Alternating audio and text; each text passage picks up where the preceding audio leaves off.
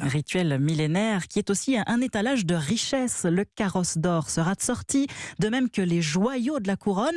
D'ailleurs, la question se pose, pourquoi les rois et reines portent-ils une couronne? C'est le tuto de la rédaction d'Europe 1 avec Thibaut Hu. C'est un symbole de puissance et d'autorité. Les premières apparitions de cet attribut dans l'histoire remontent au temps des pharaons. Ils portaient une coiffe haute, blanche et rouge pour rappeler l'union de la Haute et la Basse Égypte. Puis les Grecs se sont ensuite appropriés la couronne tressée avec du laurier ou de la vigne, symbole de la bénédiction de Dieu. Elle récompensait les vainqueurs des Jeux sportifs puis les rois.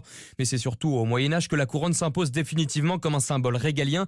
Les rois européens s'inspirent du modèle circulaire antique et y ajoutent des ornements, des pierres précieuses. Un accessoire utilisé pendant les cérémonies officielles et les couronnements comme celui de Charles III en Grande-Bretagne. Il portera la couronne Saint-Édouard, plus de 2 kilos en or massif serti de rubis et de saphirs. Vieille de plus de 3 siècles, elle est d'habitude exposée dans la Tour de Londres avec les joyaux de la couronne et voit passer plus d'1 million de visiteurs chaque année.